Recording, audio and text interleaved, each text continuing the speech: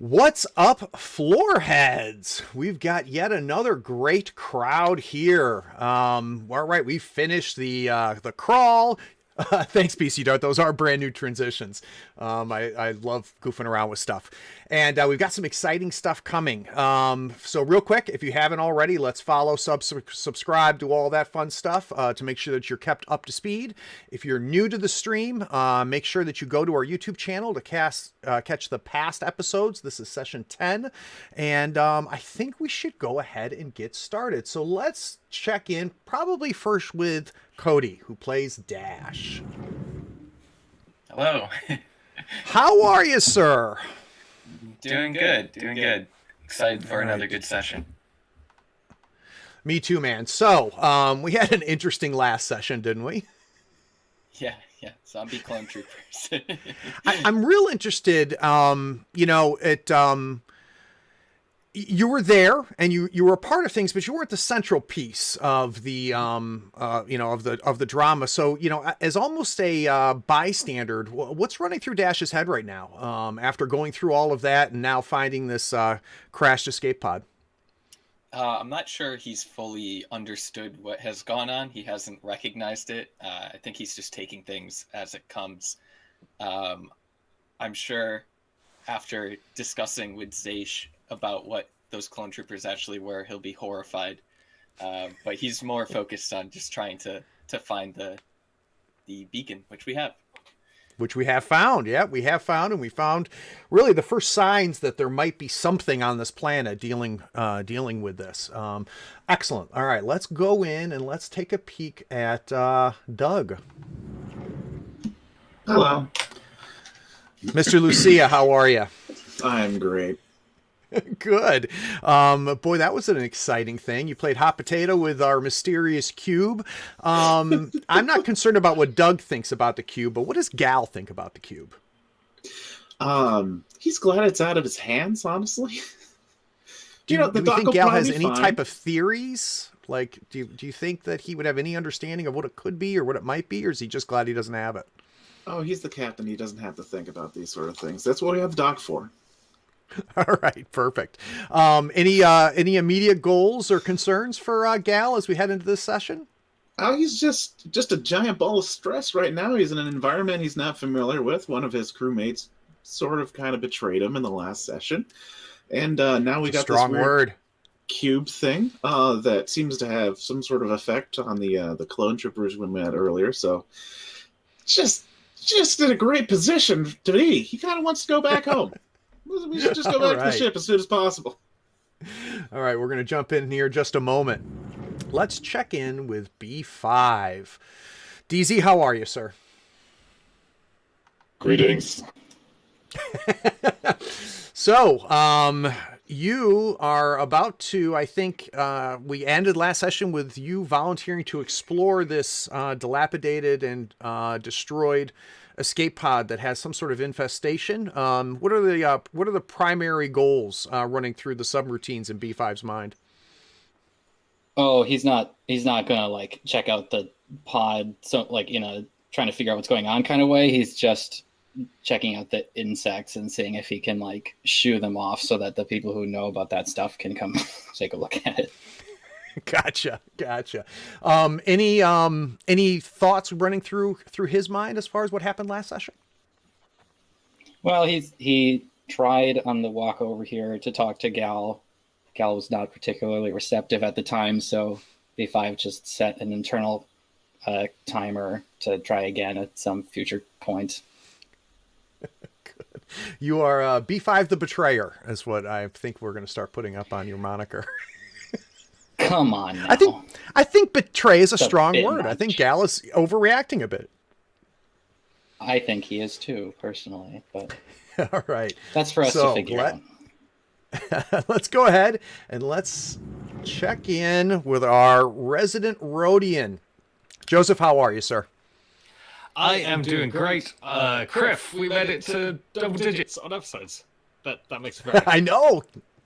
I know, it's crazy, great, because we started off with session 0, so this is episode 9, but really our 10th session, which is pretty exciting.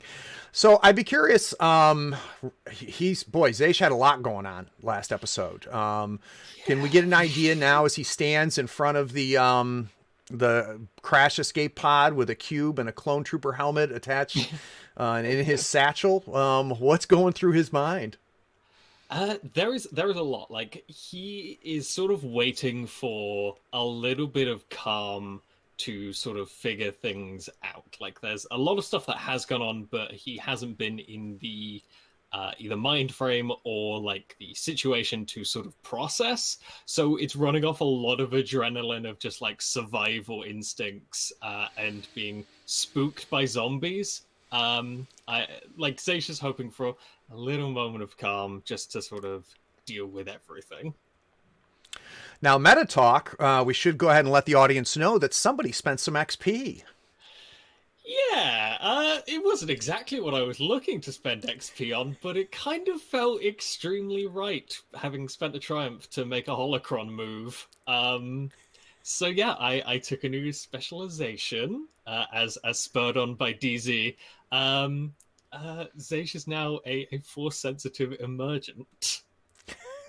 Which I think is a really exciting turn for this character. And just a quick note for those of you that are into the FFG systems, which is this is a universal specialization that comes from Age of Empire, as opposed to Age of Rebellion, as opposed to Edge of Empire, which I am fully fine with. In fact, it fits where Zaysh is going better than, what is it, Force Exile or something, I think, in Edge of Empire, or something along those lines. Force Exile and Forced Outcast. Right, which neither fit, but Emergent definitely fits. So at some point, we're going to have to learn where the holocron touched you. Yeah, we see what kind of zombie powers Zaysh has. All right, so let's go ahead and bring everybody in together here. All right, there is everyone. All right, so couple of housekeeping. One, let's go ahead and actually let's take a look at our Foundry screen, because Zaysh, we hit your obligation last time. And it was your Bounty to Bargos obligation.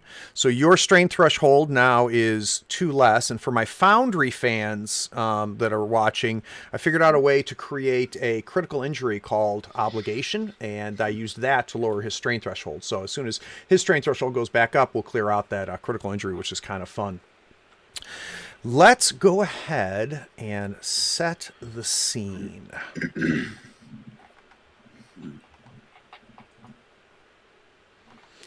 We are on the jungle planet of Chungala, and it is about mid-afternoon, and we are doing what we can to kind of settle down and rebound from the excitement of last session.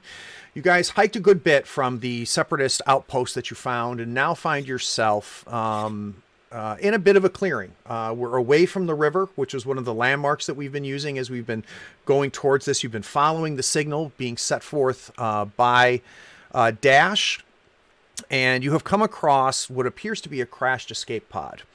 And we ended last session with you guys realizing, I think it was actually Gal that noticed it using his binoculars, that there is some sort of beetle-type bug that is infested throughout the hull, going into the crashed area, flying around the area where the escape pod has broken open.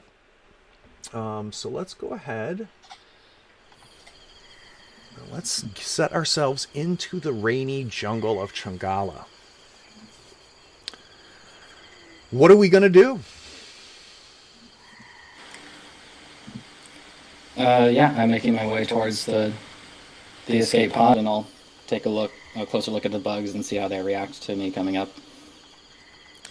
All right, so B5, you start working your way towards the broken up escape pod, and even though you can't feel it, everybody else in the party can feel just the dense, wet air all around, the greenery growing on greenery, vines and trunks and everything. And as you get closer, you get a better look at these things, and they seem to be beetle-like. They definitely appear to have some sort of stinger hind abdomen. It's a very like dark forest green bug. It's got a hard shell around it that apparently opens up because you can see some of them flying. And they're about the size of a human fist. And as you start getting closer and closer, you realize that what you thought was kind of like just the haze of the jungle is really a cloud of these things flying above this pod. And really you're seeing just an infestation is the best word. They're crawling in and out of this escape pod, crawling over each other. At some points, they look like they might be even 3 deep of just these beetles flying in and out. They don't seem in any way impacted by your approach. Does the stinger look long enough to pierce my plating? You know what? Let's do a xenology roll. Let's see if you can discern that. So let's go let's go to your incredible knowledge xenology, and let's do an average check. So that'll be 2 purple. Average xenology coming right up. Light side, dark side points. Oh, we do. Thank you. Oh yeah. Let's go ahead and let's get the balance of the force here. So give me just a second. All right, Yeah, let's get our destiny pool. Want to throw a force point onto that one. All right, we got a light from Dash. We got a dark from Gal. A light from DZ. And a dark from Zaysha. We got perfect balance in our destiny pool of 2 and 2. So B5, as you're approaching, it's really difficult to tell. I mean, you can definitely tell it is some sort of stinger. Obviously, you've never seen this beetle before, so it's near impossible for you to really recognize exactly what you're seeing there. But as far as it being able to impact you, pretty much impossible for you to be able to tell. All right. Well, if I'm close enough and they haven't like reacted to me at all, I'll just like grab a fallen branch with like that's roughly brush-like and just try to like brush some of them away. All right, so you're going to want to get within arm's length of this pod now? Arm plus branch. Yes. Arm plus branch length. Okay. So we're seeing B5. Now we're going to cut back, and we're going to cut back to the other 3 crew members. As we see B5 working his way through, we see him reaching down and picking up a branch that's got some leaves at the end of it to give him kind of a broom-type object in his hand. I'd like to know if any of the other crew members, Dash, Gal, or Zaysh, are doing anything, or are they just waiting to see what happens? Gal will go ahead and hand the binoculars to the doctor because he knows things about animals, and Gal has no idea. So maybe he can tell what these things are, or how dangerous they are. As far as what Gal himself personally is doing, he's going to pull out his blaster and cover the robot. I mean, he's probably not going to do much against a swarm of beetles, but it's still possible there might be something alive inside that pod. We don't know. So protecting IT? And one big one. Technically covering B5 as much as gotcha. Not fond of all right, B5, great. How about Dash? What is Dash doing? Yeah, I'm not going to fully walk up to B5, but slowly with my blaster drawn, kind of similar to Gal, but within short range if it were combat wise. Okay. And Mr. Zaysh. Yeah, being handed binoculars and then just kind of like doing a quick check around the area in general, and then like sort of focusing in on the swarm. So just like in A New Hope, that's the type of binoculars we have, right? There's these huge canister binoculars, and they've got this 1980s graphics as it zooms in, click, click, click, click, click, click. We see Zaysh actually zoom in on the beetles themselves, crawling in and out of this escape pod. Zaysh, we're going to let you do an average knowledge xenology roll, and let's see what you can discern about these beetles. Average. Boop.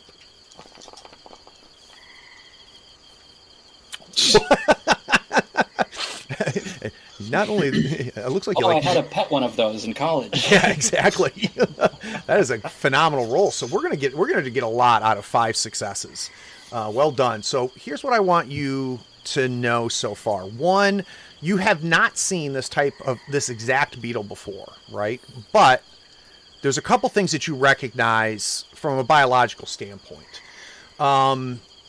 The type of coloring and markings that you're seeing on these beetles indicates it is a warning to other animals. So it would not surprise you if this was in fact a poisonous insect of some sort. That is the type of markings you've seen on other poisonous insects before. Looking at the stinger itself, it would have no trouble penetrating, obviously, skin, probably some heavy clothing as well. You don't anticipate it to be built or made of anything that could penetrate metal. So relatively speaking, we think B5 might be okay from this. Is there anything else that Zaysh would want to know or be able to try to discern? Because you had 5 successes. Yeah. I feel like with beetles of this type, obviously not knowing the specific thing, like what would they be? What kind of conditions or what kind of situations would they be specifically drawn to? What's their motivation? So they look like they would be native. That you can discern. So it's not like they don't appear. Assuming that the escape pod isn't a Chungalan escape pod, which was a reasonable guess, it doesn't appear that they came in the escape pod, right? So they appear to be insects that would potentially be native to here. Difficult to tell. Now, the activities here, this is all 5 successes here. The activities you're seeing lead you to believe that there might be a hive of these things inside. So it appears to be that it's kind of a bee-like migration, right? With workers coming in and out, guard potential beetles above it, monitoring the area. So if there was an infestation hive inside, that wouldn't shock you. How's that? Yeah, that's good. In which case, I will use said comms that we have to come to the group and just say, B5, you're probably fine, but I would not agitate them. They may be defending their home. It is probably safe to assume that if there is anyone in there, there is not a lot of answers that we can get from them. So the camera cuts back to B5, and we see B5 kind of walking forward with the stick. And where exactly are we going to be brushing B5? Probably off of like the hatch, wherever. Like if we wanted to go in there, however we would get in. Yep. So to give you a sense of size, this is an escape pod that can easily carry probably 6 people. So it's a large escape pod, and you're really getting a sense of it when you get there. In fact, over a third of it is buried into the ground and into the fauna. But as you approach it, you're starting to realize just the size of this escape pod. And though you can't see any type of hatch that someone would enter and leave in, it's potentially because of the wreckage, because it's almost completely torn in half. It's still connected at some point. So imagine like an egg, right? An egg that's been opened up. The area that has been broken open where these beetles are coming in and out of is definitely large enough for at least 2 people abreast to be able to walk through. So as you're approaching, you start to brush the beetles with your stick, your fern, and they are agitated by it, but they don't seem to be agitated by you. So some of them are starting to curl up and go and kind of investigate the stick, the organic nature of the stick, but they don't seem to be interested in you at all. So you've got some of them are flying close to you, but they're not landing on you. They don't seem interested at all in you. I'm going to go inside. I say over the comms. Good luck. B5, you start to approach, and now just by the fact that you're really slowly. Go ahead. Slowly, okay. I'm going slowly and not like any sudden movements or anything. I'm also trying not to step on them if possible. Well, there's none on the ground. They all seem to be focused on the pod itself and flying around it. So as you're getting closer, you now are in a situation where you can't be avoided. So there's ones landing on your head, landing on your arm, on your shoulders and things like that, but they're not doing anything to you. As you look in, let's do a perception check. This will be an easy perception check. I can do that. I do want one setback by just all of the motion and the beetles flying in front of your face. Makes sense. So if you'll add 1 black to that roll. Mm-hmm. All right, successful with 1 success. So you kind of lean forward and peer in, and as these beetles are flying by your field of vision, they're crawling inside. You can see the infestation is really a blanket on the inside of this thing.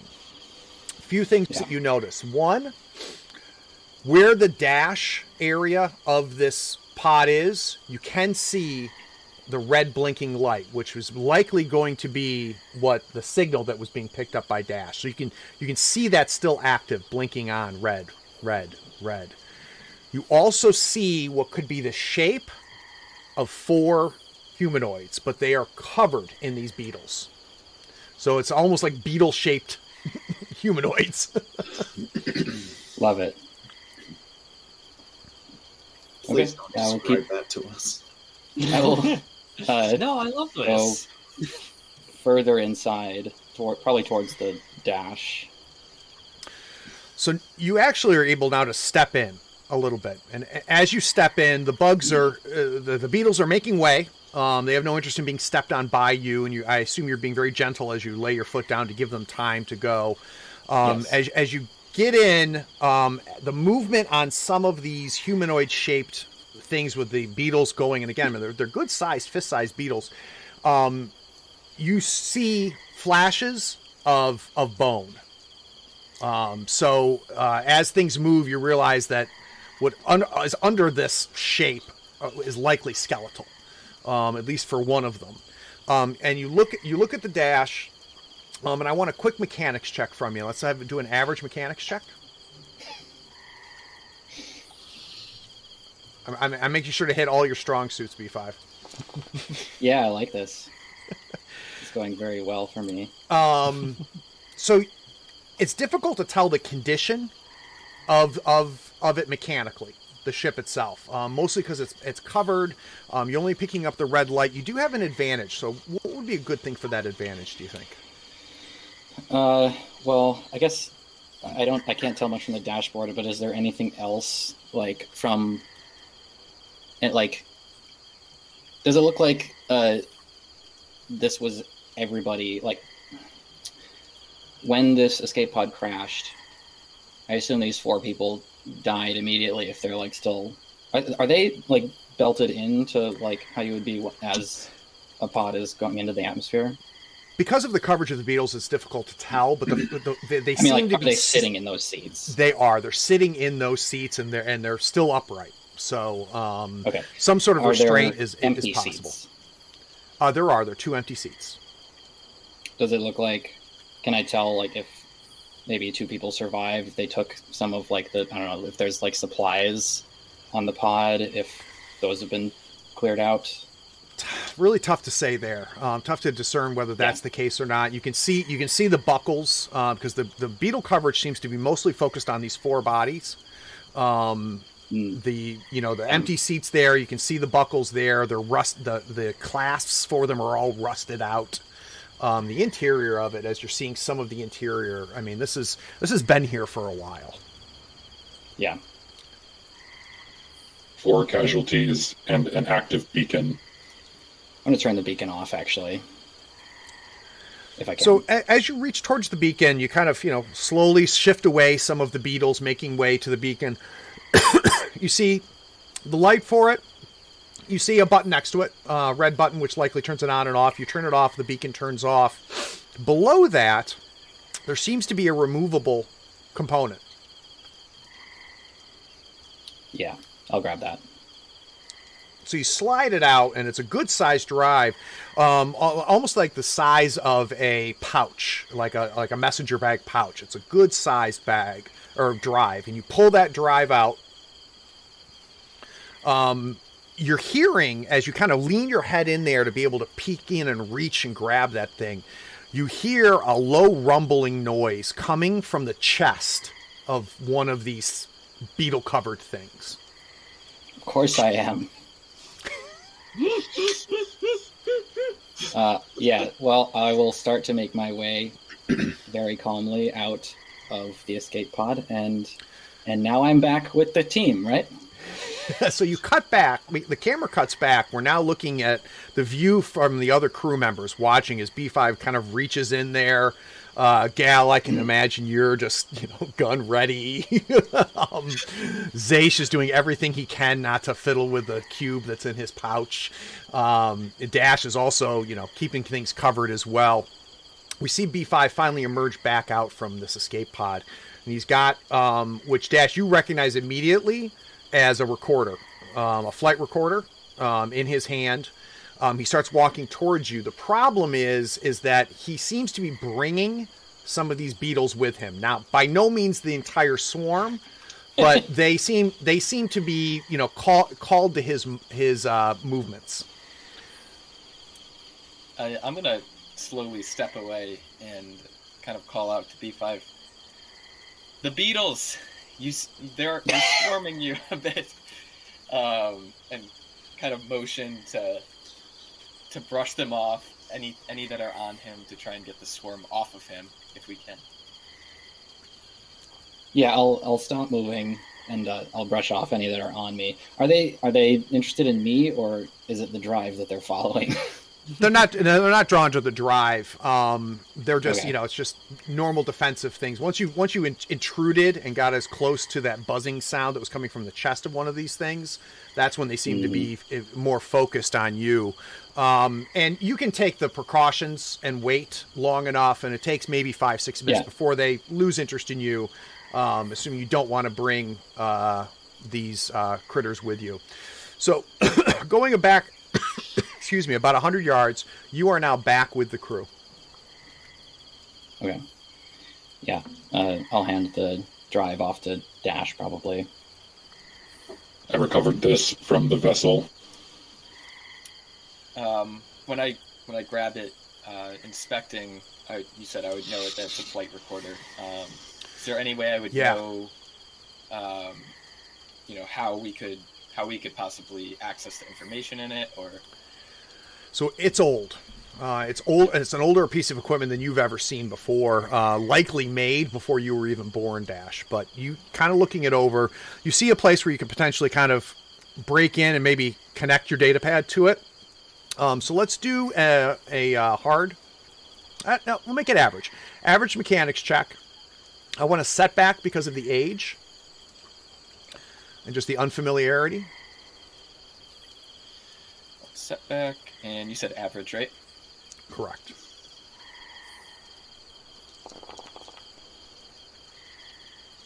Very nice. So 2 successes and 4 threats.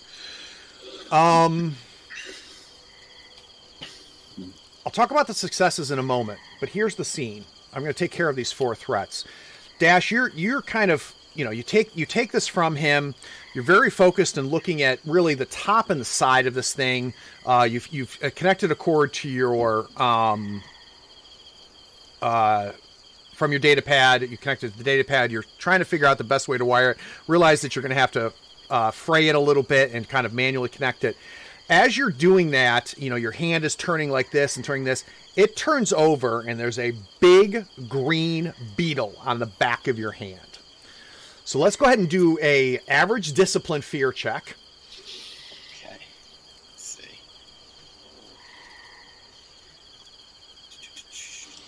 Discipline. Is it different at all? Just run it through general skills. Yeah, you can just do it through general skills. When the roller comes up, go ahead and set it to.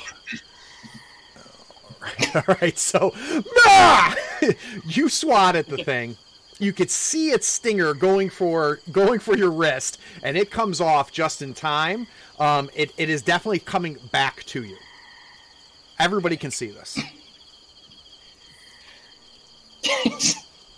I want to grab. My first instinct is to grab the storm or the clone trooper helmet from Zage and put it down over the beetle. Go for, you want to do that?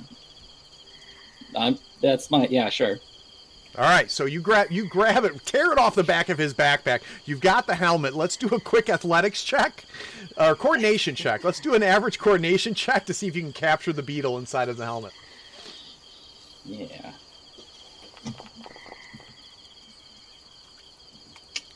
So the helmet comes down, and the thing's coming right towards Zaish. You sweep up the helmet. It flies right into the helmet, and you're able to cover the mouth of the helmet with your hand, and you can feel the beetle, kind of like the ridge of it hitting the inside of your hand, but it is successfully captured. Dash has a small yellow stain on the inside of his leg. So Dash, you're able to connect the wires, and immediately you realize a few things. One, there's a lot of data. There's a good bit of data inside of this thing, but there's also a two message hologram messages. One dated about 5 minutes before the other. They're all about 20 years old. Am I able to access the first one? The older or the more recent one? Older. Again, it's only 5 minute difference. The older one? Right. You are. So you're able to access that file, and you set your data pad out. There's a small part of your data pad that pops up that allows for the three-dimensional holographic image. At first, there's no sound. Things are shaking. It looks like the interior of a large Corellian-type frigate. You can see people seated at the controls. You see a man, young, I would say late 20s, but where he's standing is near the captain's area of this frigate. No hair, and you can't tell what's happening, but he's pointing at several different places and seems to be yelling. And there's some audio crackling through, and he goes, "I don't care. What problems? We're gonna bring this down. Take it in."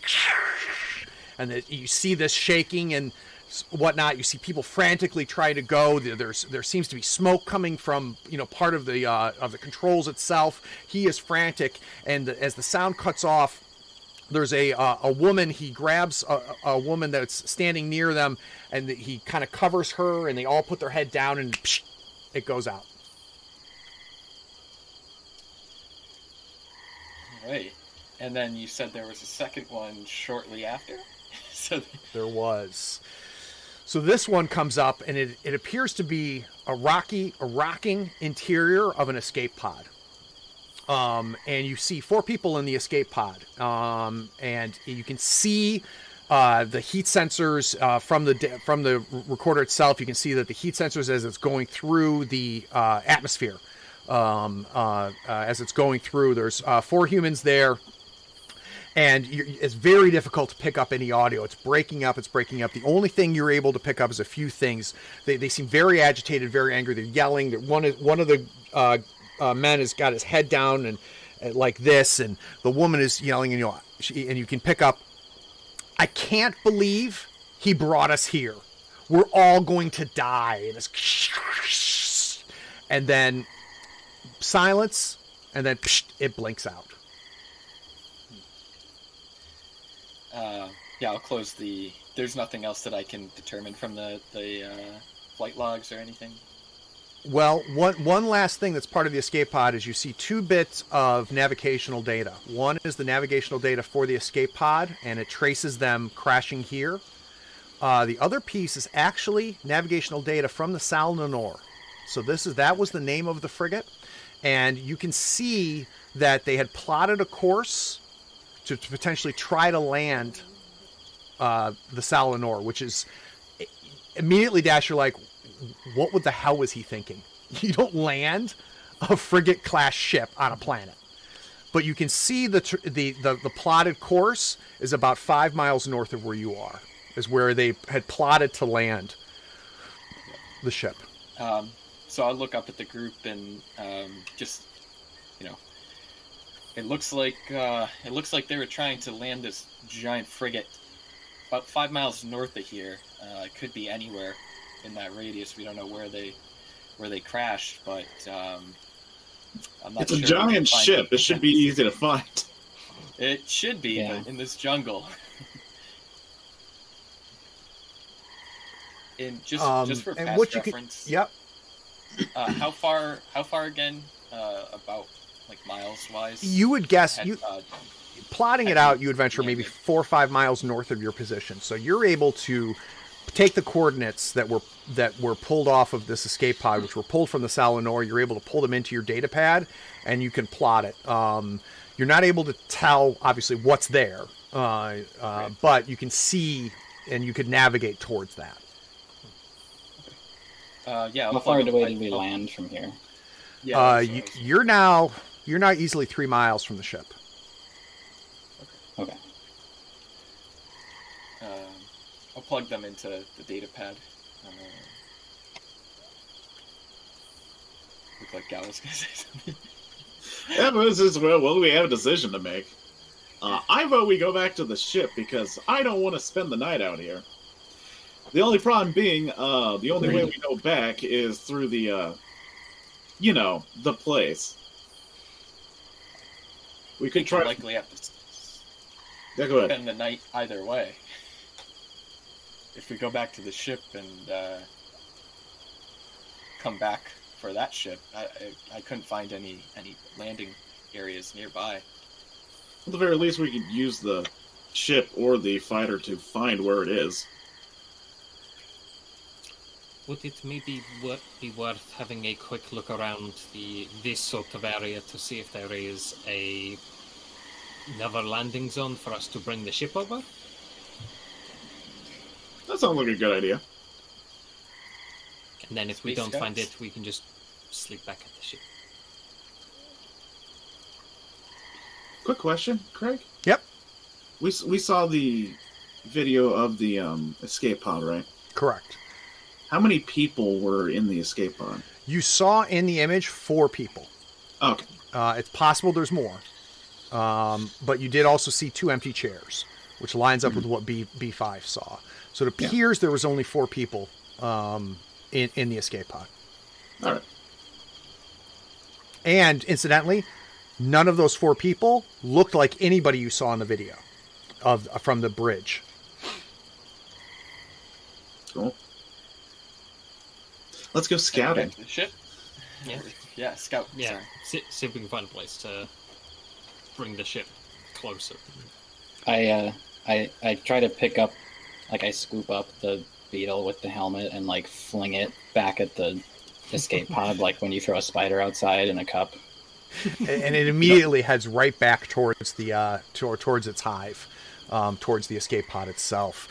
So we cut away and we see the team start to work their way back. And timing wise, it's probably going to be right at dusk as you get to the ship itself.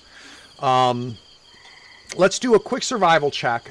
It will get 2 boosts. So Gal, you can take boosts from the other team members. 2 boosts. Let's see. Let's see how exciting or dull this trip back is. Survival. 2 boosts. Normal difficulty, you said? Correct. Average difficulty, so 2 purple. Okay. Very nice. So 2 successes, 3 advantages. You're going to be able to get to the ship right as the sun is starting to set, because Gal has done not only a really good job of keeping track of the path that you've taken to get here, but Gal also, with 2 successes and 3 advantages, was also able to really kind of note kind of a way to go around this facility and not go near it. Hooray. But you are now at the edge of the river. So you're going to need to cross this river in order to get to the side of the river where the ship is. Now we can do that at any point, because remember, the ship is landed near the river. So you guys can continue down the edge of the river if you want and wait to cross to when you're closer to the ship, or we can do it now. And as a reminder, it's not a raging river. It's a a moving river, though. No way of telling how deep it is, but it's probably 20, 30 yards is probably the shortest width of this river. Did we also find a place that closer to the escape pod that we could land the ship or the fighter? Because that was the other thing that we were going to look for. Not to the escape pod, no. Okay, cool. No, there's possible that Dash, when he gets to the ship, now knowing that 4 or 5 miles north of where the signal was, because remember, you parked as close as you could to that. There's possible there's another clearing that you just didn't, once you found this clearing, you didn't notice. Or it's possible you're going to have to trek this whole way back, and the ship is where it is. Also, knowing what I know about because I've done a check on Chungara before.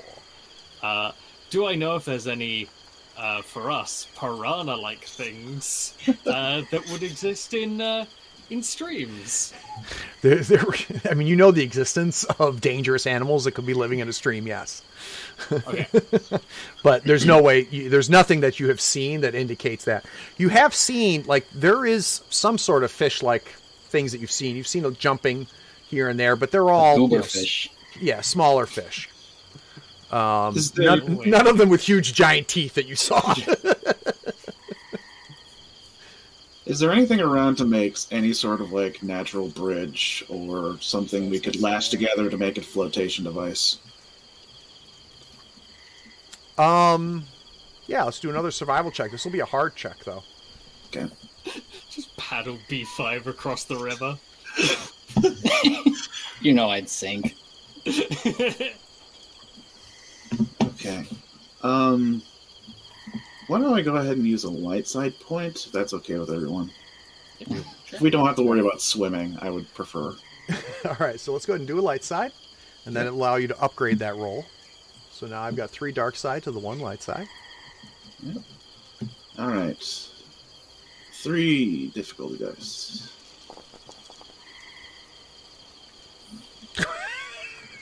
You find a yacht. So for those of you that always built your Star Wars characters and said, I'm not going to spend points on survival, this is proof that spending points on survival is a good thing. 7 successes and 3 threats. I do want all 3 of those threats as strain. Yep, But can do. yeah, Gal, you're able to put together with some vines, some broken down like logs and branches and bamboo type objects. It would take you about 45 minutes, but you could put together a pretty primitive raft that potentially could carry 2 at a time. Awesome. But exactly it's what going he's to be doing. nighttime before that raft is built, if we decide to build that raft. And it's not near the ship. It's about halfway home.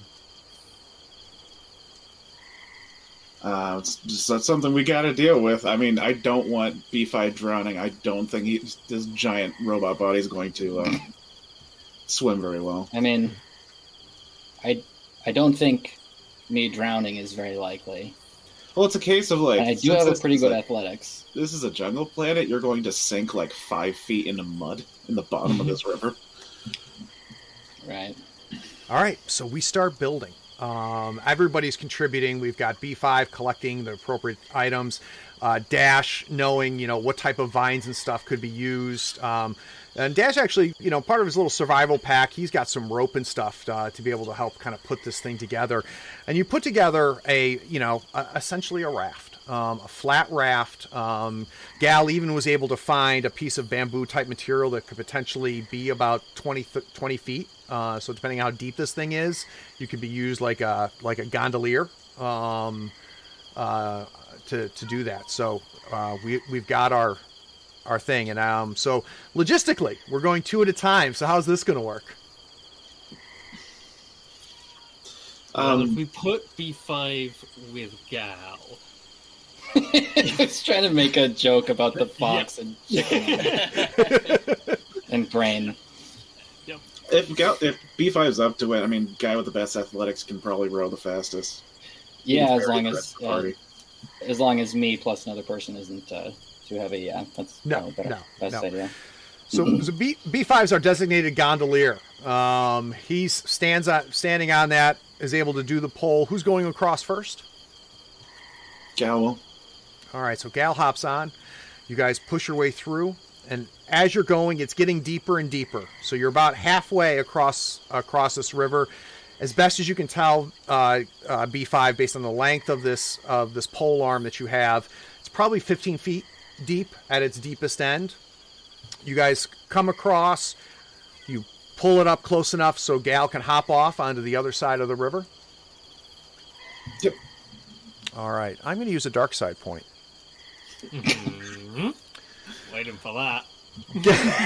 Gal hops off onto the other side. B5 now has kind of just turned himself 180 and starts going back. And B5, you see Zaish and Dash there waiting to be picked up. And above them is a large lion-sized cat-type thing that's on a branch looking over them. Don't move. I'll be right there. And I'm going across as expediently as possible. Okay, let's go ahead and roll initiative. Yeah. This is going to be vigilance. Okay.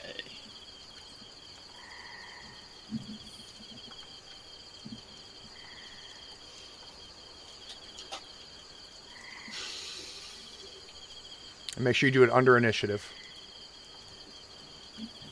Thank you for that reminder.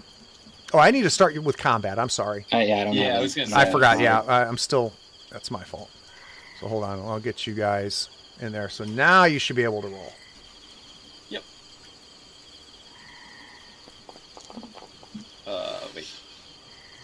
Ooh, was that B5's triumph? Oh, man. Of anybody to Yeah. get a free maneuver, that was the one to get the free maneuver. I guess. Holy cow! Look at Gal. Oh, Zaish. All right. Now, B5, I assume your maneuver is going to be... I've got you 3 rounds before you get over there, so I'm now going to make it 2 rounds before you can reach the other side, okay? So that triumph is going to give you cut an extra round out. Gal, what do you want to do with your triumph? It counts as a free maneuver? Is that what you said? You can use it as a free maneuver. Yep, ahead of everybody else. Yeah, he's going to just take that free aim.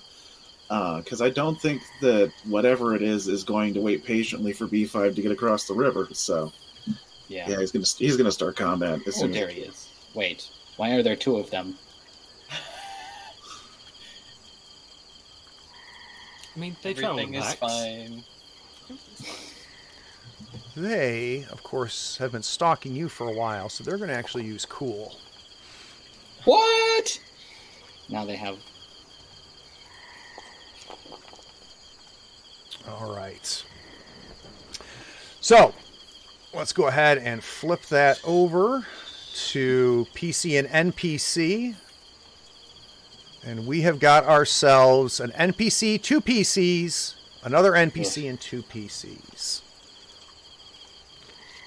All right. Our first NPC is, of course, going to be our first Nexu. Now, for those of you not familiar with Nexu, they're probably best known for the arena scene in one of the prequel movies. They're about the size of a large lion. They've got extremely long, like 15-foot long tails, and just this toothy, huge, grinning mouth, and covered with fur with spikes along the back of its neck.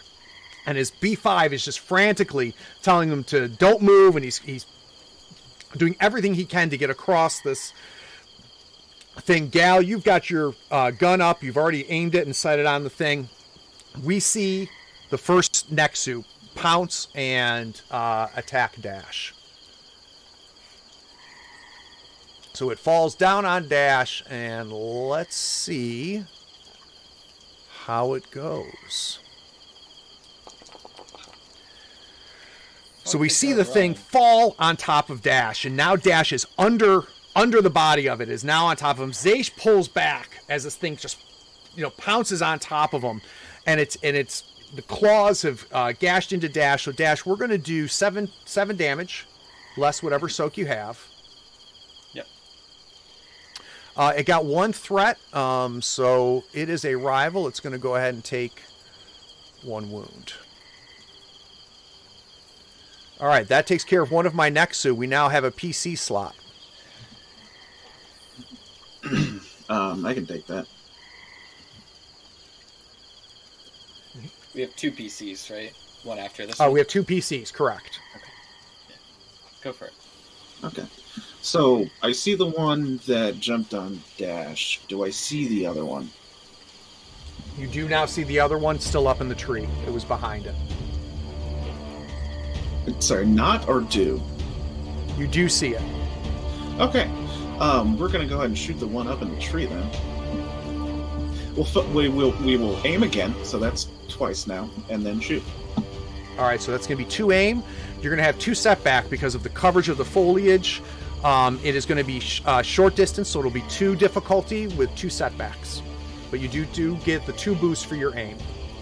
I thought short distance was easy difficulty. I'm sorry, medium distance. So it's going to be 2 difficulty. Okay. 2 setbacks, you said? Yep. Okay. Well, let's give this a shot. Of course. So describe to me what happens. Gal is going to very politely point out where the other Nexu is in the tree and take a shot at it, just to let everyone else know where it is. I mean, he really wasn't trying to hit it. It's too hard to hit up there, obviously, but now everyone knows where it is. So it's not going to get the jump on them, right? Right. Here, it's right here, and you shoot like the leaf. There's next one to up it. in the tree. One threat. Let's take 1 strain, please. Oh, good. Oh, needless to say, a little bit of a stressful situation. I have now got another PC slot. Probably Zayshirai, right? Yeah. Well, B5 still hasn't gone this round. Yeah, but let's have the people that are under attack go.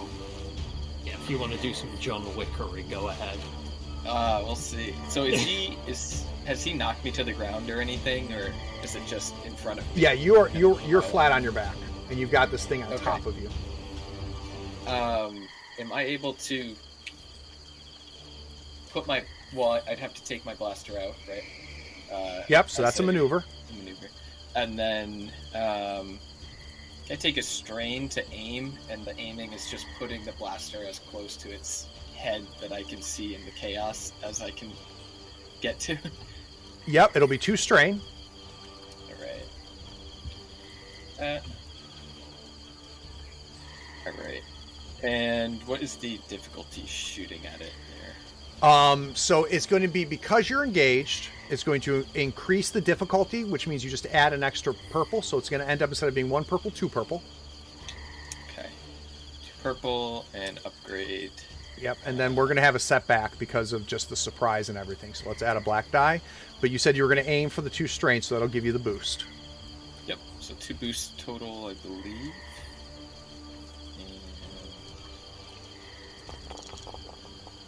That is a lot of dice. Jeez. So A lot of it. it actually... it actually does hit, right? So you go and it blasts and it singes the abdomen of the Nexu that's right on top of you with its teeth like this, and just right in your face. And you fire the shot, and it doesn't hurt it, but it kind of gashes by. But you got 8 advantages. Yeah. Oh man. I have a really 8 weird bonus idea dice. if you want it. Yeah. What'd you say? I have a weird idea if you want it. Shoot. Because one of them's still up in the tree, and 8 advantages is a lot. Maybe you just shoot the tree out from underneath the one. I was gonna shoot the branch. That was my first idea, but Yeah. since this thing is on top of me, is that possible? So that to, like... ends up what happens, right? So the gun Okay, gun comes yeah. off, it singes back in, and it goes pew, and it hits the branch where this thing is, and it cracks, and that Nexu falls, and it is going to go ahead and take some damage. Take some falling damage. I know. Yeah. I was thinking. I'm like, Well, I can shoot the one in the tree, but with the next two on top of me, I don't think that's logical. All right, so that is going to end up being... Oh, you know what I need to do here? This is what's happening. Give me just 1 second.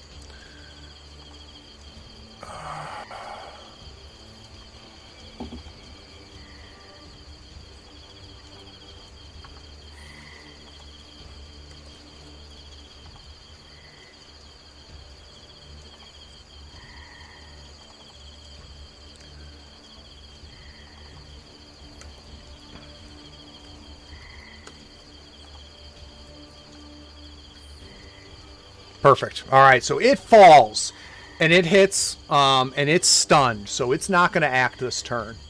I've got B5 and I've got Zaish.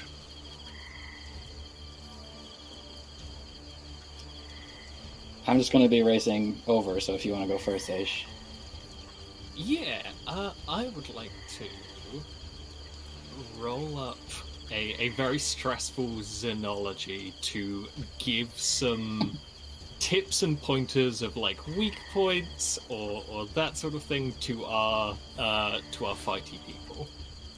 Great. Let's do a knowledge xenology roll.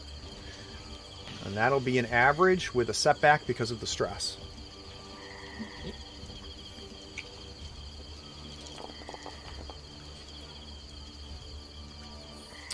All right, with 2 successes and an advantage, you can tell that its underside is probably a much better target for any type of damage than its like a thicker outer skin and hide, and that's definitely a protective, bony structure that's coming out of its back, those spikes out of its back. Zaish yells that to everybody. That's going to give 2 successes and advantage. That's going to give a boost for the next 2 rounds to anybody that attacks the Nexu.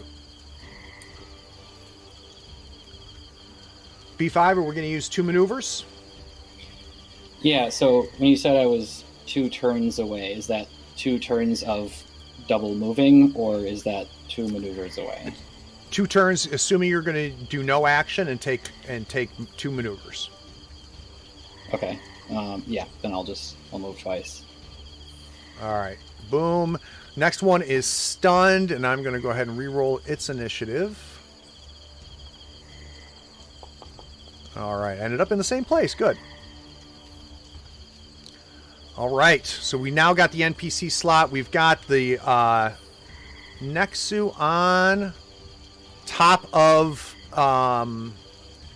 Dash.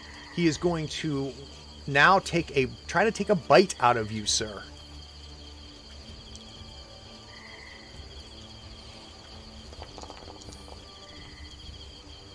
Oof. All right, so we're looking at 10 damage less soak. Where does that Dash put is you looking now, a little, Dash? I'm at 11 out of 14. All right, and we're going to need to roll a critical. That's what I'm going to use the triumph for. All right. All right, I got a component hit critical on Dash. Dash, your blaster it bit right onto you and just captured the blaster along with your arm and hand. So that's where most of the damage is, and you just see the metal falling out as the blaster itself is just falling to pieces.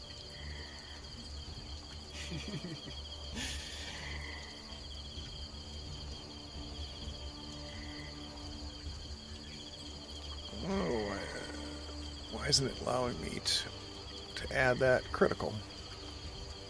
That's weird. Okay, you got a critical.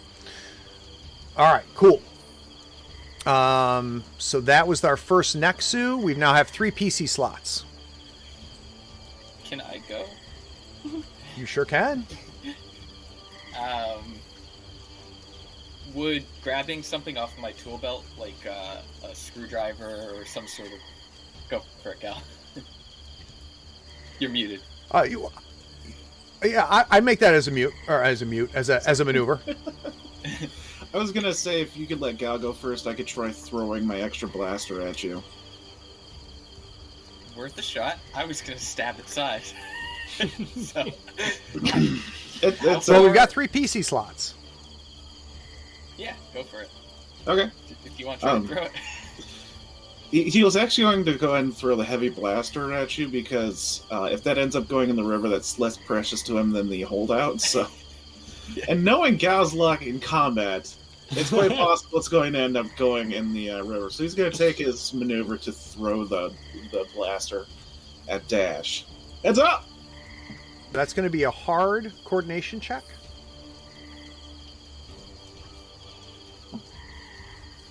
Oh no. Got this. Trying to use a light side. Yeah. Sure, why not? All right, let's go ahead and use that light side. That'll upgrade the roll. Zaish telekinetically guides the.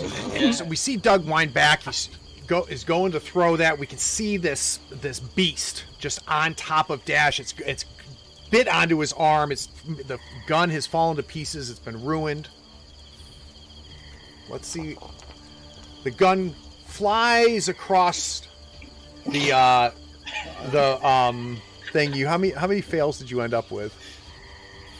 Actually, you didn't roll any extra fails. They all canceled each other out. So the blaster lands on the other side of the river, but it's not within arm's reach of Dash. But we got a doctor who's got 2 free hands. Okay, so we also have an extra threat there. So let's do another strain on Gal. Leave me alone. your elbow. Okay, we're gonna quick draw the holdout pistol and shoot. Here's a question. Well, that was your action, Gal. Oh, okay.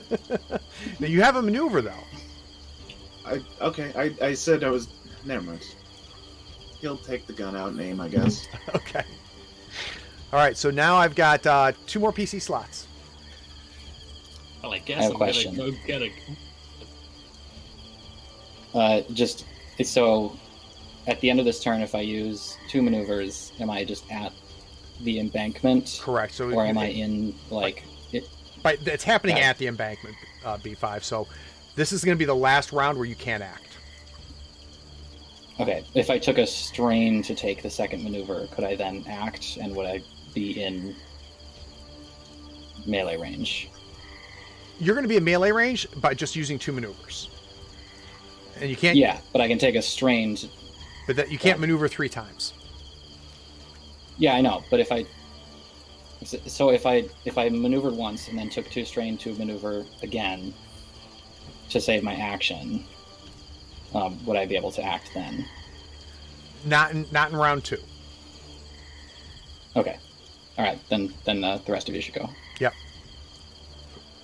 So who's next? I'll spend whatever I need to give Dash a gun.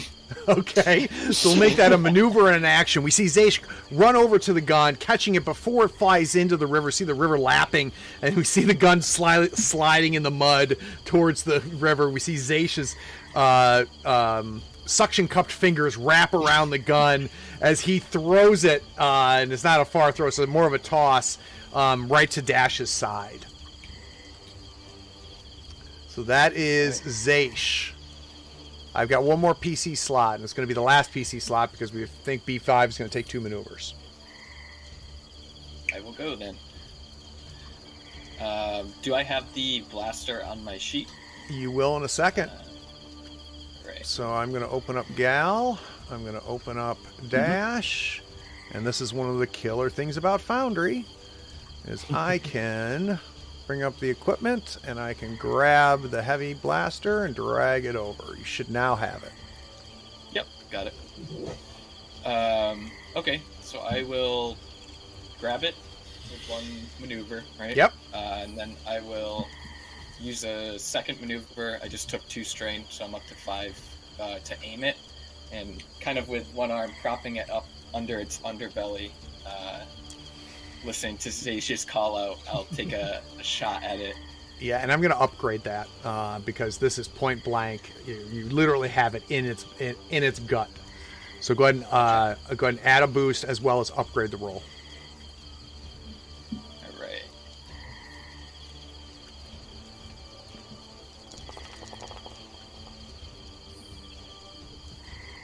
So it goes off with a total of 8 damage. and it blasts, and it causes. You've got 2 advantages. It causes it to rear back and kind of come off of you. So you no longer have the weight of the Nexu off. It's still engaged with you, but it's now not on top of you. And it's hurt. That is Dash. Last we got B5. B5, we're doing 2 maneuvers, right? Yep. All right. And that brings us to our other Nexu. Our other Nexu is seeing all of the activity. It's finally kind of gotten its wits about itself. You see it shaking its head. Right now, the only thing it sees is this gold humanoid thing starting to slowly walk away from the situation, and it's now going to try to pounce on top of IT. Oh no.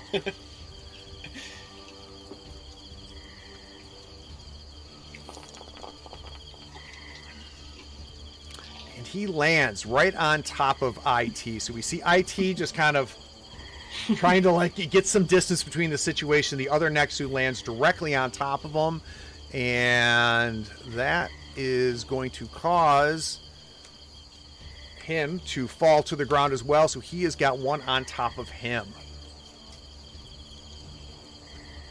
I've got top of the round. Here we do have B5 is able to act here. We do have another Nexus who's going to take a swipe at you. So it's going to be, this time he's going to use his tail to attack you, Dash.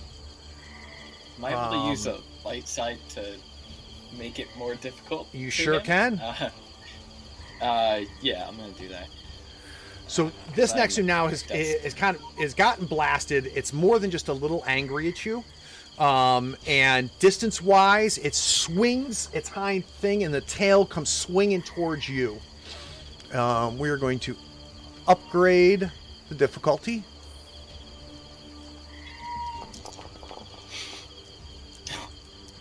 Oh, no. All right. So the tail hits you on the side, Dash. Go ahead and do 5, less your soak. Yep. Where does I'm that put you? 13 out of 14. Okay. He's going Knocking to on heaven's door. go ahead and take those threats as damage, and let's go ahead and roll another crit for that triumph.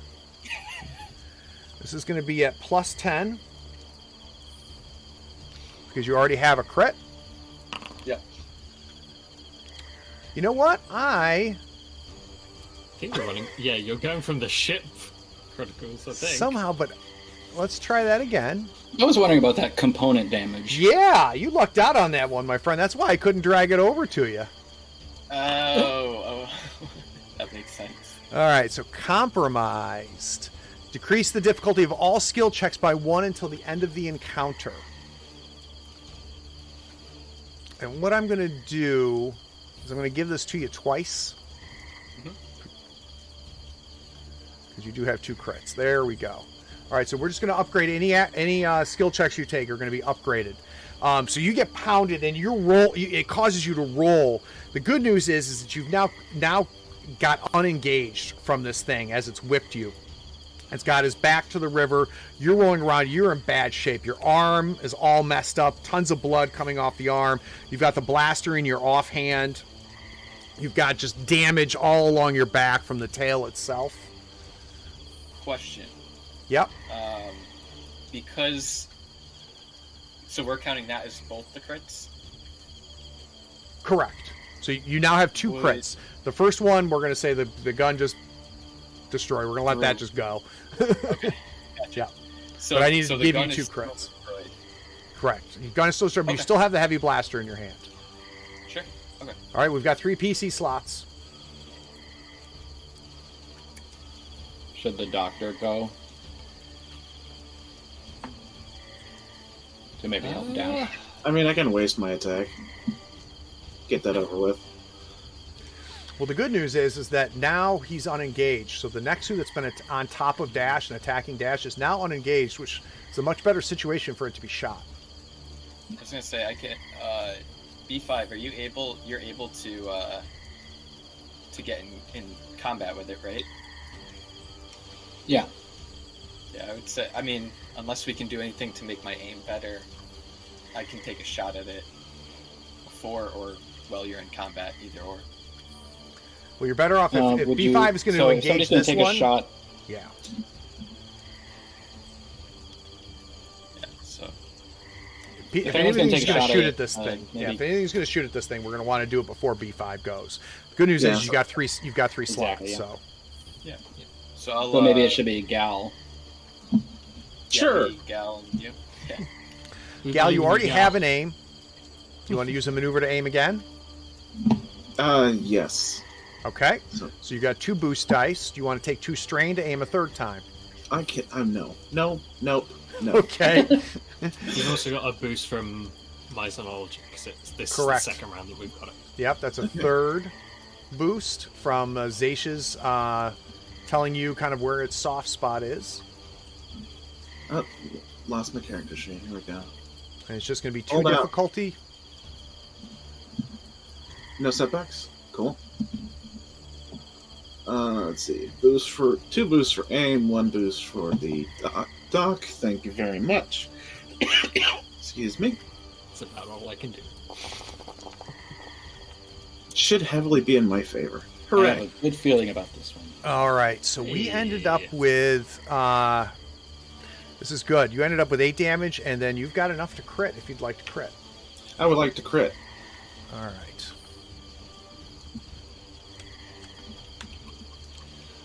All right, this thing is hurt. Let's go ahead and roll that crit.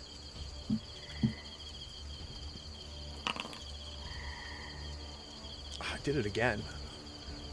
No, Scatter Senses is right. Target removes all boost dice from skill checks until the end of the encounter. I'll take it.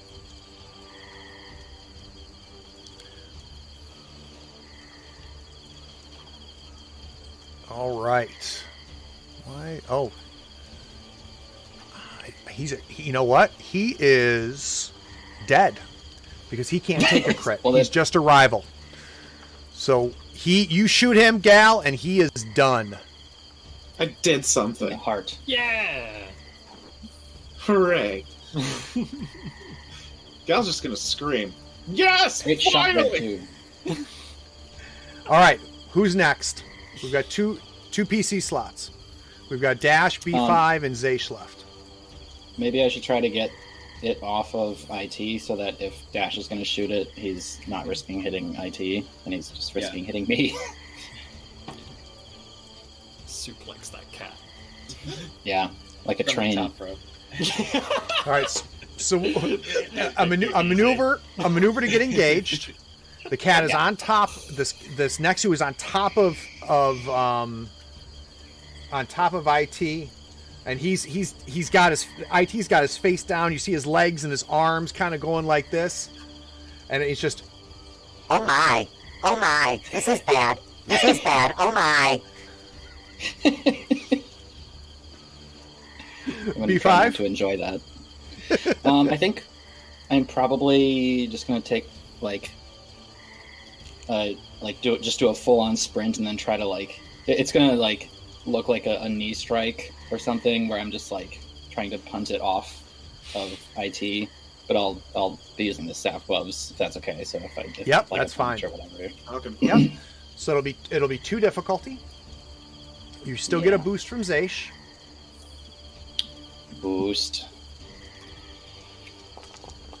Boosted. Come on. All right, so you're able to get to the Nexu. You're there. You're engaged, kind of grappled around it. You weren't able to hit it with any type of impact enough to do damage with it, but you are now engaged with it. You've got him grappled. That was really worth waiting 2 rounds for. B5, well done. Thank you. Dick.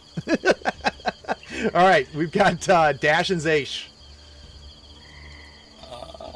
I can take a shot at it, unless you have a. Well, Yeah, I'll it's pull now out it's that saber. now engaged, right? So it's going to upgrade the difficulty of it.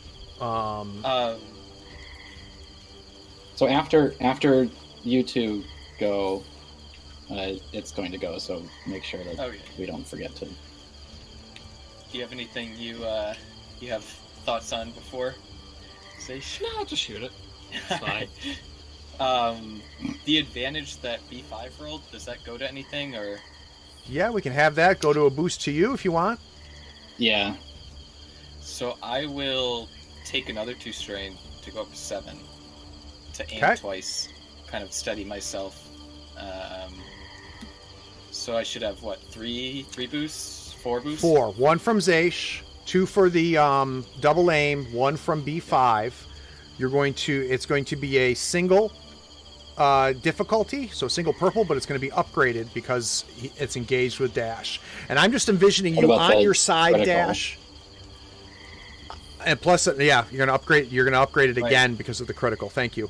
And I just see You're you welcome. with just on your last bit of energy, trying to steady the gun and trying to make sure that you hit the Nexu as opposed to your friendly neighborhood B5 droid. Right. Just making sure 1 red, 1 purple, right? It'll end up as 1 red, 1 purple, correct? All right, here we go. Mangled arm and everything. Oh, jeez.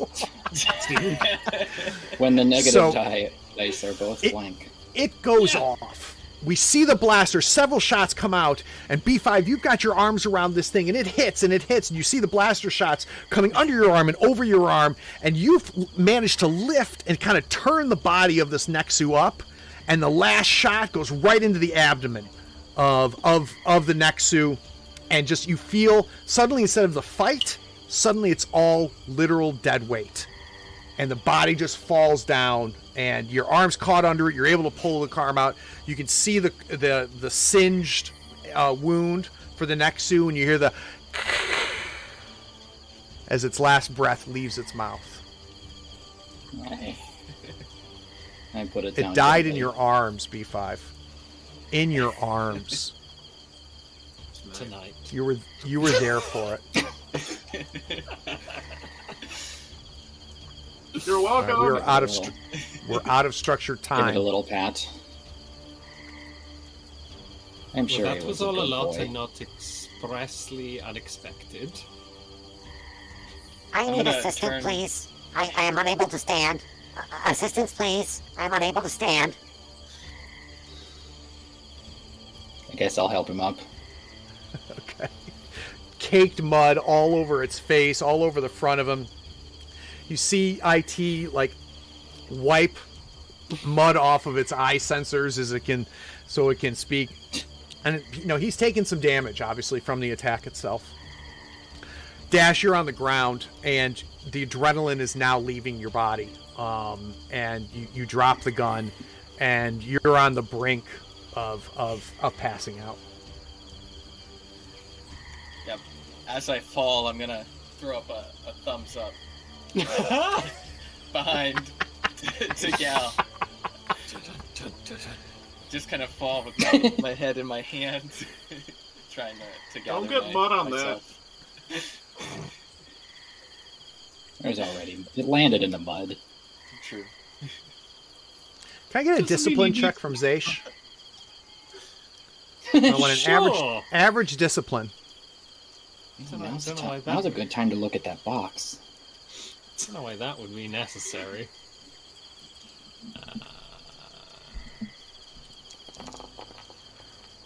Aha! Nice. So Zaish, your mind is getting cloudy, and it comes and it goes, but you're definitely disoriented for a good 2-3 seconds. Your vision blurs a little bit, but you're able to kind of shake your head a little bit, and you're okay. Let's go ahead and take 3 strain for those threats, please. Cool. I'll take 1 strain. Oh, that's right. Look at you with your look at you, Mr. Talented. Did we see to Dash's wounds? Give me a moment. Wait, that's a shirt? He saw the thumbs Now- up. He's fine. You guys look over the river and you can see Gal by himself with no other help or anything around him, and he's kind of looking across the river, and you just see him start to three pick next to you. berries out of his pocket, and eat them like popcorn. I'm gonna spend some of those successes for that survival check on just berries everywhere. Everywhere, man. And you thought he'd only put them in one pocket, but now it looks like they are in two pockets because he's double. The smuggler's coat. There's like 13 pockets on this thing. They're full of berries. I'm gonna start All right, taking IT across the river while Zash and Dash tend to him. Great. So you put IT on the raft and you start pushing him across. Yeah, I'll just kind of say to Dash, it is probably best if I don't deal with open wounds in these conditions. Just take stuff like binding them, and I'll give quick stim to the neck so that you have adrenaline to make it through until we get to the ship and I can patch you up properly. All right, so he wraps your arm up. Make sure that you don't have any bleeding. It's just bruising on your back, Dash. Go ahead and take that stim. So let's drop the stim from our inventory by 1, and Dash, you'll heal 5 wounds. Okay. I'm at 8 now.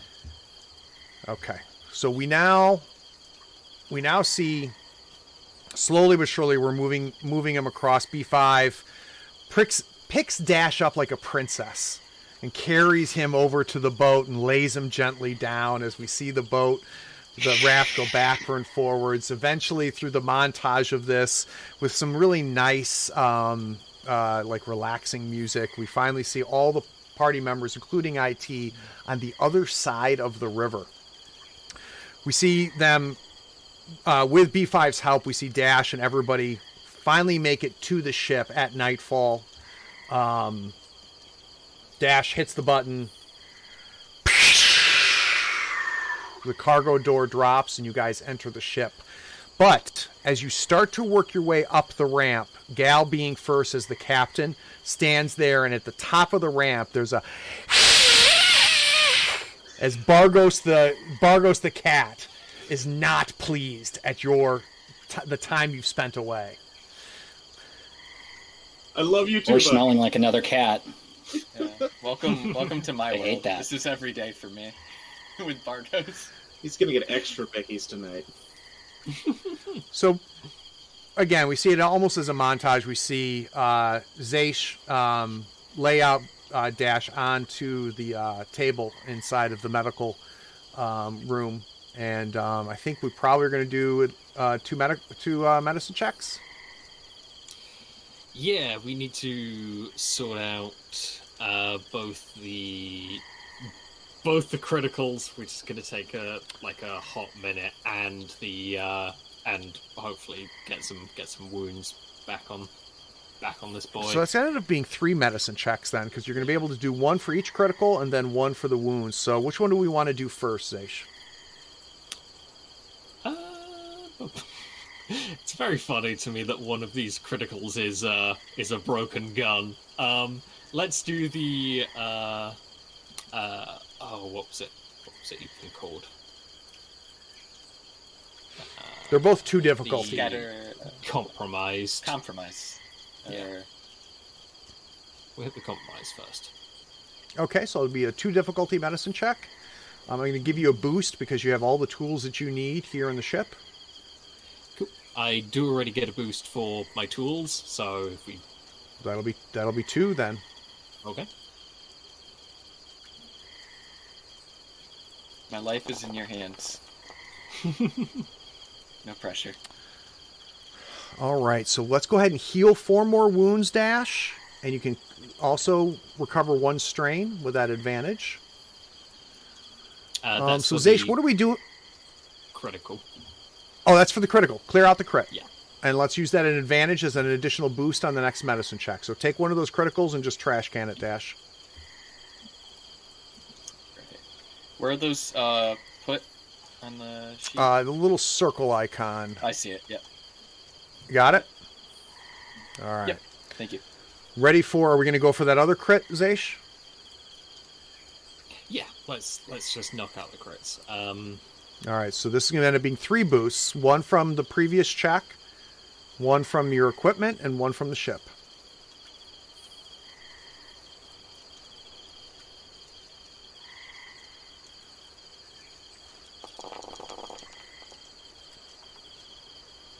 Oh, wow. Huh. All right. Unable to do that. But good news is Dash's strain is completely cleared out, as well as yours, Zaish. So that crit's going to stay. I wasn't able to fix your gun. But not able to clear that crit.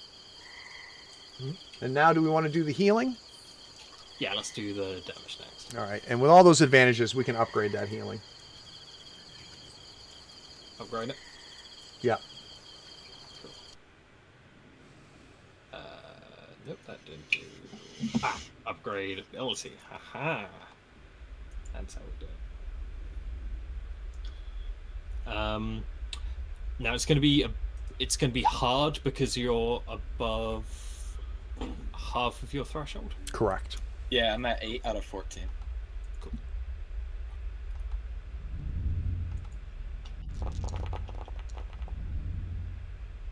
A lot of surgery going on today. All right, we ended up with 2 successes, 3 advantages. Let's go ahead and heal 2 wounds, Dash. +2 for surgeon. So Plus 2 for surgeon, so that's going to be 4 wounds total. I'm at 4 out of 14. Very nice. Very, very nice. Okay, Zaish, you have no strain left. Gal, you have 10 strain. Now, we're going to go ahead and do either a cool or a discipline check, whatever's better for you. But you are currently located in your pride and joy. So what does that do for you, Gal? When I'm recovering strain. Okay, the basic pride and joy lets me increase my social skills, but the improved pride and joy, which I just got, lets me increase my recovery by +1 when I'm in my pride and joy, and I can spend any advantages on reducing the strain of my crewmates. Excellent.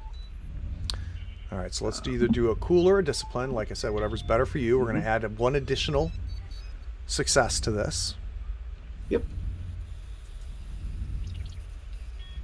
Roll.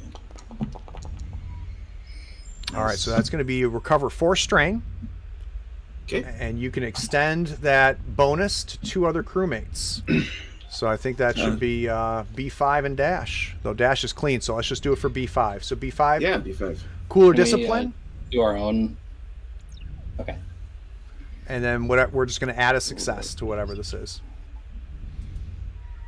Is it 1 success per or just 1 success? I think it gives him 1.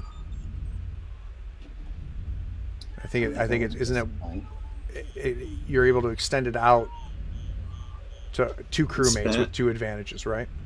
Spend advantage on checks made to recover strain to allow an ally also within the vessel to recover 1 strain. Right. So Okay, I take so that I'll as 2 advantages just that would have add- allowed you to do it to 2 different crewmates. Okay. So should I just add an advantage to my roll? It would be a success, actually. You can add a success to the roll. Okay. Fine. All right, so that'll be 2 recovery for you. Should it have been without the purples? It should have been without the purple, so that's going to be an additional 1, Okay, so so 3 total. Okay. All right, it is nightfall. I'm at 3. Sage comes out, wiping sweat from being in surgery for several hours. He's alive, right? Yes. There was a little moment there where I was thinking of doing a joke, but no, he's alive. I like you more and more every day, Doc. Well, and almost right behind Zaish, surprisingly, we have a limping Dash comes out of the med bay. I'm going to look at Gal and have the heavy blaster pistol and say, do you mind if I hold on to this for a little bit? Oh, of course. It obviously likes you a lot more than it does me. I've got another one in the hold anyway, so I'm just going to go grab that. We did we pick up blasters from the clone troopers? I don't believe so. I think it was from It was from the wheel, wasn't the it? wheel. Yeah. Oh. Yeah, we grabbed Yeah, 2 heavy I'll holster blasters that. from the gang fight in the wheel. How is our droid friend IT? He needs some attention. Yeah, that was the I other was thing gonna I say, wanted to check in on. Yeah. Yeah, I'm he's gonna got head 6 over. wounds. So Dash kind of stumbles out, and because of the adrenaline, he doesn't seem like he's ready to sleep. He doesn't seem like he's going to get any sleep tonight. In addition to Bargos hunting him all night on the ship. You know what's So crazy, he's gonna head Dash? over. Is he has not. He seems okay. He seems to be. He's now at the point where he tolerates your presence, and I don't know if it's Bargos the cat showing some sort of sympathy towards you, but he's not aggressive. Maybe we'll use that to improve our relationship with the little guy at some point. I'm gonna head to IT. Kind of sit down next to him. IT, you took a big blow there. Do you mind if I take a look at your? Do you mind if I take a look at you? Oh, sir, I am fine. It is you I am concerned about. Oh no. Do I see like an open, like any outward damage on him? Yeah, he's got a lot of damage in like the stomach abdomen area. You can see some wires, some sparking. He's functional. I'm gonna point to it. I'm gonna say, IT, you're not fine. Our good doctor here, I'm in stable condition. We need to take care of you. Well, if it's not a bother, that would be fantastic. God, I I'm gonna relate to draw this my- droid on such an emotional level. I don't want to be a bother. The role of IT today is going to be played by Joe. All right, I'll so also provide some help with the mechanics since I'm supervising Dash because he just came out of. excellent. So I love that'll it. give Dash a boost. So this is going to be an average check because he's over half, Okay. and you're going to get a boost from Zaish. Okay. And it's already taken away my setbacks. All right. Nope. He's so old, Dash. He's so old. I mean, you're able to seal up, the damage, the sparking stops, but it's just too much. You might have to sleep on it. There's nothing that you're gonna be able to do tonight to fix him. Yeah, I imagine Dash kind of wincing at his wounds and saying, yeah, I got to take a little minute on this. I'll get back to you, buddy." Playing it off like he's hurt. Is 2 green right for your mechanics? That seems low. That does seem low. Oh no, something happened. It Yeah. should have been 3. No, you have a rank in it. Hold on. Yeah. Yeah. General it's showing skill. 3 here. Yeah, I was not Mechanics. expecting to have better mechanics than the Oh. mechanic. Hold on a second. What is going on here? Yeah. Yeah, you don't have a rank in mechanics. I did not realize that. I do have 3 green, but I believe the difficulty die from because one of my criticals wasn't healed, right? Oh, The gun critical wasn't healed. that Yeah, so that we should have could- just added if to you the find- difficulty, which it didn't do. Yeah. That's really weird that it only wrote. I'm going to try rolling it here. Hold on. Sure.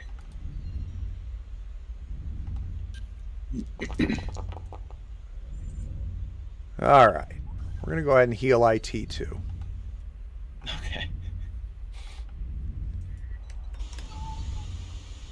All right.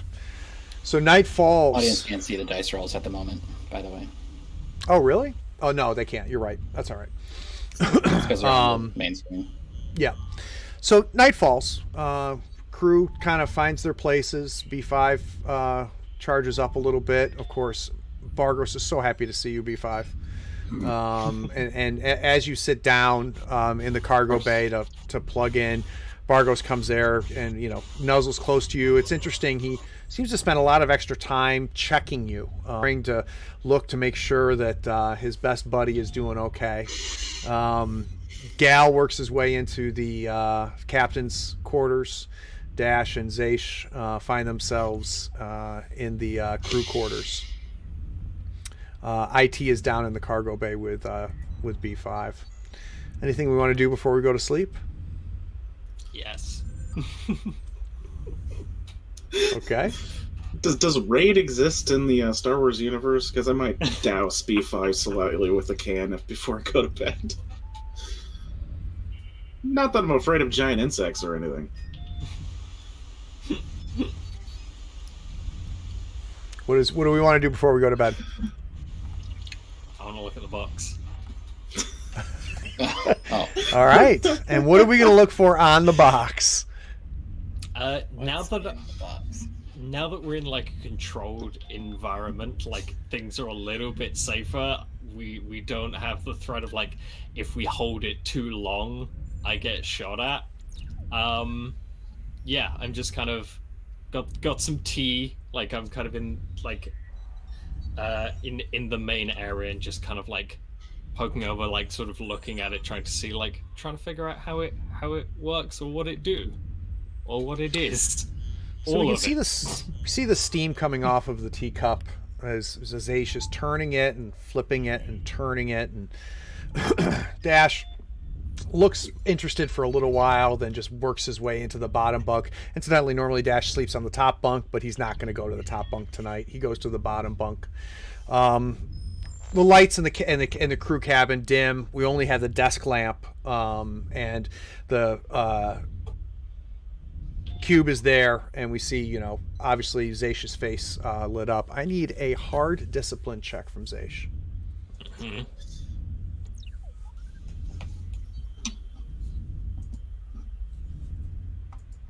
Don't roll it yet, though. Hold on. Let the audience see it. Let me know when to do the thing. Good to go. Cool.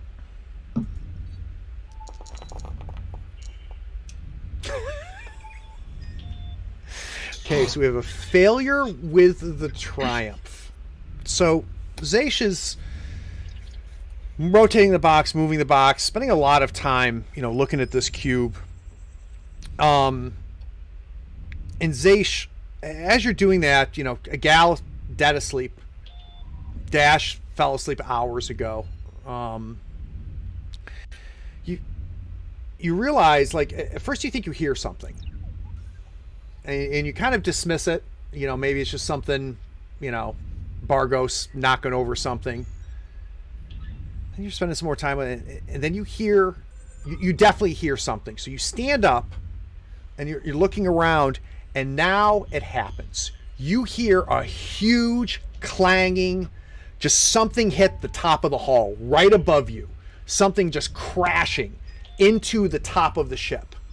And you look up and you can just see a huge dent as whatever this is dents into the ship itself. And it was so loud that, like, it physically shook you. I'm pushing Dash. Dash wakes up. I'll struggle awake. You might need to repair that, and we might need to see what it is. So, Dash, you look up at the ceiling and you have no idea what Zaish is talking about. I'm gonna just kind of groggily go, dude, you're dreaming again. It's not Alderaan. Just go to bed. Just kind of mumbling random sleepy words, because I don't see anything, right? You see nothing. Zaish, I need a fear check from you this time. So I'm going to need a 2 difficulty fear check. So discipline with 2 difficulty.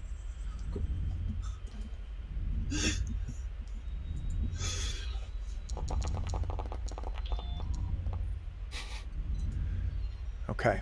So you hear it again, Zaish. A huge crash. This time you physically go like this, and you look up, and now there's a crack in the hall. So now you can see the darkness of the outside and some of the rain dripping down and falling in front of you. You look over and Dash has fallen back to sleep.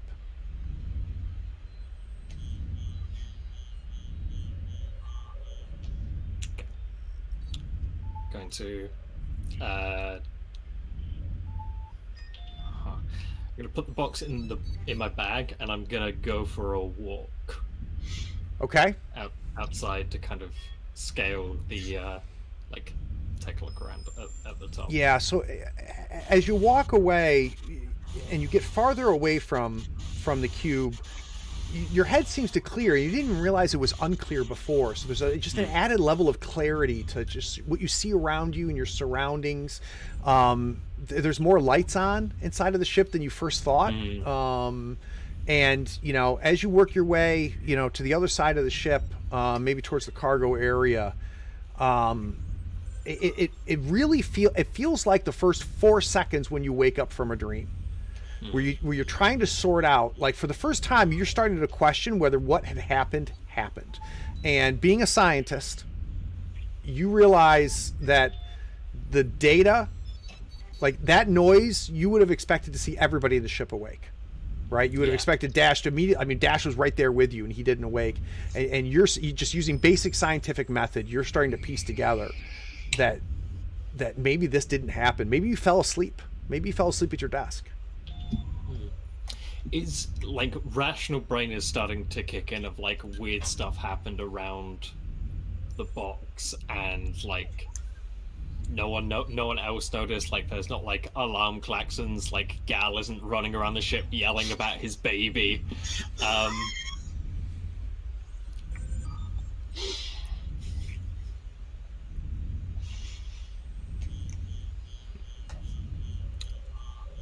Then just kind of to himself, I feel like I need to leave this somewhere else.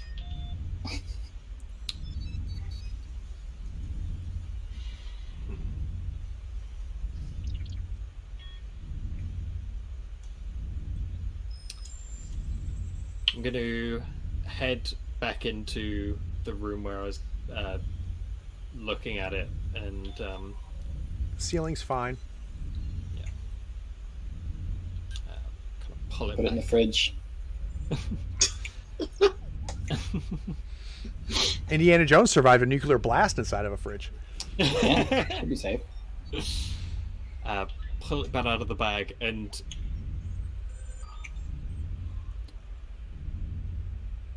kind of try to clear my mind and like not focus on not holding it, like having it, but like mindfulness, all that stuff, to kind of like focus out of like being aware of it. And I'm gonna kind of walk through the ship, and I'm gonna like lower the cargo ramp, and because we're like pretty close to a river, Yes. I'm gonna take that short walk over to the river. And it's not rushing, but it's like moving at a pace. Yep. And then for the first time since having re-picked it up, I'm gonna look at it. Curiosity is one thing, but this is reckless to continue having you. Plus, I'm referring to you, as if you're an actual sentience, which is dangerous in itself. And then I'm gonna move to hook it into the river. All right, let's do a hard discipline check. Mm-hmm.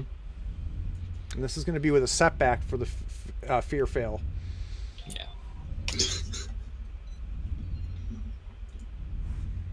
And I'm going to use a dark side point. Let's upgrade the sorry. difficulty. I've already wrote it. That's all right. You lucked out. Go back and... So Zaysh, you have this Hamlet-esque discussion with the box, and you reach your arm back and you go to throw it, and almost detached, you find yourself putting it back in your pouch. Mm-hmm. And you just gently close the pouch, and you just find yourself walking back in to the ship. and the credits start to roll. Yep. One So box to we rule see the them all. cargo door of the Silent Winter close. We see as the music's going, we can see through the credits of Gaffer, visual effects, all my name, by the way. You you see Zaysh work his way into the into the crew quarters, climbs up the ladder with the pouch, lays the pouch next to him, and we see Zaysh falling asleep. We fade to black. The credits finish, and the camera comes back on again. And we see fade in from black, the top of the Silent Winter, kind of an aerial shot above. And then quickly, like sonic fast, we see the camera pulling back. We see it pull back through the canopy of the jungle. We see the jungle pulling back. As it comes back farther, we start to see the landmass that the ship has landed on. We no longer can see rivers or anything like that, or breaks in the canopy for the rivers. We now see ocean as it pulls back, and now we can see the curvature of Chungala. As we now, the planet of Chungala is taken up about a third of the lower right-hand portion of the screen. Absolute silence. And from our left, we see a YT-2400 start to come into the shot. And it fades back to black. Excellent session. Excellent session. That was great. All right. Let's do some bookkeeping. So Zaysh, or Joe, can you go in and heal that obligation crit for me? Oh, I would love to, and hopefully no one I'm rolls sure my you would. obligation again. All right. And then let's hand out some XP. So we played for 2 hours. So that'll be 10 XP by default to everybody. And let's see. Dash, you're going to get 10. 20 total. Because not only did you take the brunt of all of this, but you also are the one that killed the guy, the Nexu itself. So we've got 10 for B5, 10 for Gal, 10 for Zaysh, and 20 for Dash. What's that, Gal? He did it with my gun, by the way. Okay. They don't call me. I'll give you a boost. I'll give you a boost in your next roll, Gal. Okay, I'll hold you to that. Do you want me to add that? All right. manually, So, Craig? what's that? Do you want me to add that manually, or are you doing it after? Oh, I'll take care of it. Yeah, I'll do the bookkeeping with the XP later. All right. Let's go ahead and let's roll some obligation. All right, we got Zaysh's debt. So Zaysh goes once again.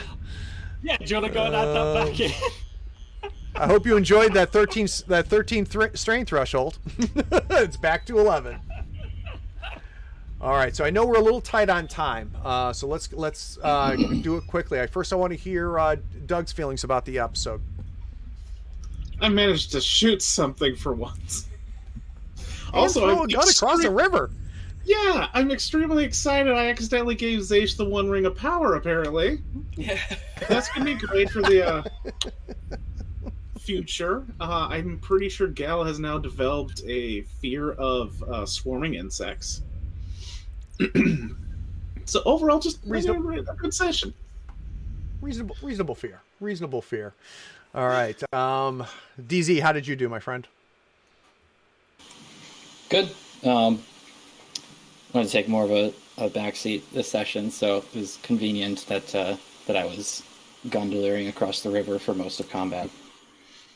But yeah, I'm curious to see where this goes for Zaysh and what amazing force powers he's going to develop. All right, Dash, or Cody, I should say. Cody, that was scary. Yeah, I was a little bit afraid for Dash's health. I don't think anything could make him dislike cats any further at this point. He's big and small.